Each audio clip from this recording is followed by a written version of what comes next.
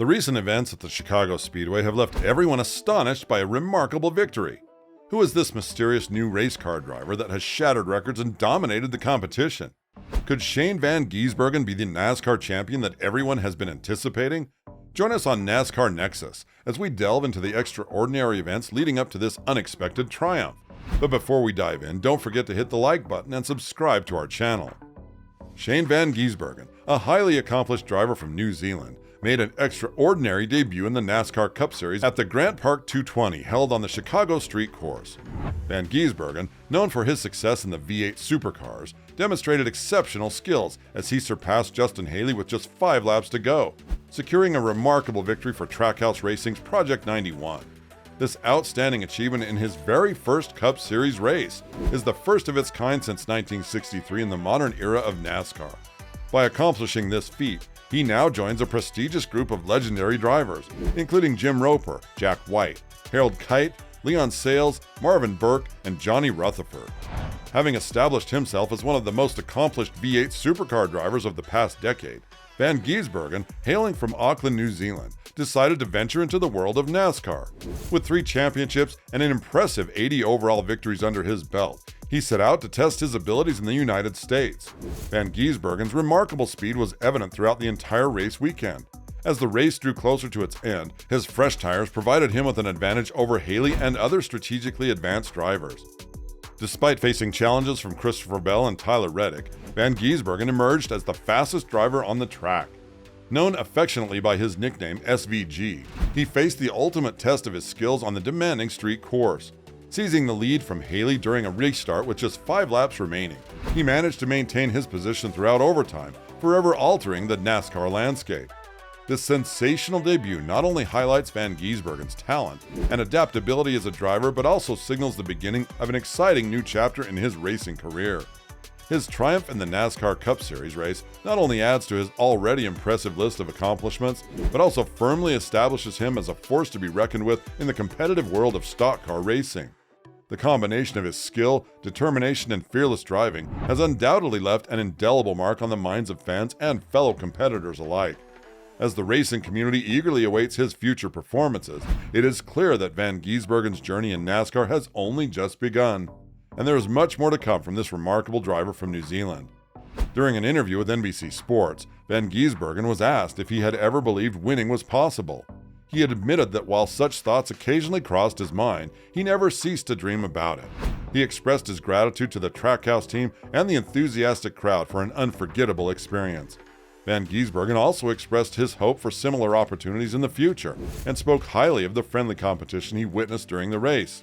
By securing this victory, Van Gisbergen becomes the 7th non-American driver to win a Cup Series event, joining the ranks of Marcos Ambrose from Australia, Mario Andretti from Italy, Juan Pablo Montoya from Colombia, Earl Ross from Canada, and his Mexican teammate Daniel Suarez. Initially intending to participate in just one race, the 34-year-old New Zealander left the possibility of future endeavors open, stating, "I'm doing one more year in Australia, and then I'd love to come over here. We would love to hear your thoughts on this latest NASCAR champion. Could he be the new frontrunner in NASCAR? Let us know in the feedback section. And don't forget to subscribe to our channel and enable notifications by hitting the bell icon for updates." The anticipation surrounding the street course race in the bustling city was further heightened by heavy rain. This historic downpour on July 2nd broke the previous rainfall record set in 1982, delaying the race start by an hour. Concerns initially arose about standing water and flooding on the pit road, but the conditions eventually improved, allowing for a wet weather start. The slippery racing surface caused by the rain resulted in several drivers narrowly avoiding the tire barriers. Notable drivers like Kyle Busch, Joey Logano, Chase Elliott, and others had close encounters with these barriers. Noah Gragson unfortunately experienced a less than desirable hat trick by colliding with the Turn 6 barrier 3 times. During the race, Christopher Bell took control and comfortably won both stages. However, due to the late start and numerous caution periods that slowed the race, the diminishing daylight became a pressing concern. NASCAR made the decision to shorten the race from 100 to 75 laps, forcing drivers to quickly adapt their strategies. This change ultimately played into Justin Haley's hands as he took the lead. Austin Dillon's attempt to seize the lead ended in a crash when he missed turn 12, seemingly dashing his hopes of securing a second career Cup victory and a playoff spot. Haley, on the other hand, tried to pull off an upset of his own, but Shane Van Gisbergen swiftly passed him with the advantage of much newer tires. Alex Bowman's streak of misfortune in the playoffs continued as he was sent spinning by Denny Hamlin with only a few laps left in Stage 2. To make matters worse, Bowman's engine failed, resulting in a disappointing 37th place finish. This setback caused him to drop from 17th to 20th place in the standings at the end of the regular season, falling 26 points behind the cutoff line. Daniel Suarez had a strong race, consistently running in the top 10 and scoring points in both stages. However, his hopes were dashed when his left front fender was damaged late in the race, causing him to finish 27th and come up 6 points short of making the playoffs in 17th place. On a positive note, Ty Gibbs managed to move up 1 spot in the standings with his 9th place finish, securing the final playoff spot. The positions of Kevin Harvick, plus 151, Chris Buescher, plus 104, Brad Keselowski, plus 91, and Bubba Wallace, plus 15, remained relatively unchanged after Shane Van Gisbergen's victory prevented any other drivers from clinching a playoff spot through a win. Despite multiple accidents that landed him in 32nd place for the season, William Byron is now only 9 points behind Martin Truex Jr. in the standings.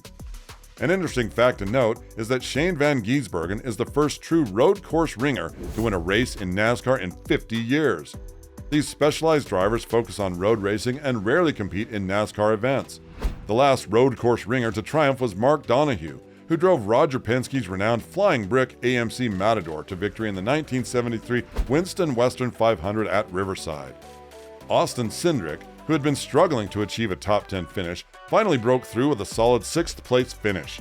Not only does this result match Cindric's best finish of the 2023 season, but it also brings to end a challenging 11-race stretch where he finished no better than 19th in all but one race. Michael McDowell has been on a roll recently, consistently finishing in the top 10 throughout the tournament. In the latest race, McDowell secured a 7th place finish, making it 3 top 10 finishes in a row. Their strong performance this year has brought them within 10 points of qualifying for the postseason. Jenson Button, the 2009 Formula One champion from Britain, was on track for a top 10 finish until Chris Buescher bumped him off course as they exited turn 12 and headed towards the pit road. Button ended up in 21st place, while Buescher managed to work his way up to 10th. Buescher's victory marks his 8th consecutive top 10 finish in races held on road circuits, much to the disappointment of British racing fans. Aric Almirola experienced a spin when he lost control of his car while exiting turn 5. However, he quickly regrouped and ended up finishing in 12th place, his second best result of the 2023 season. Stewart-Haas Racing had a strong showing with Almirola leading the pack and Ryan Preece not far behind in 15th. This marks Preece's 6th consecutive top 17 finish. Noah Gragson faced numerous challenges at turn 6 in the Chicago street course, repeatedly hitting the tire barrier in that section of the track. Despite the obstacles, Gragson persevered and managed to keep his number 42 car in relatively good condition. His 25th place finish was his best since the Circuit of the Americas race in March, where he finished in 21st place. What aspect of NASCAR racing fascinates you the most, and why? Tell us in the comments, hit that like button, and subscribe for more.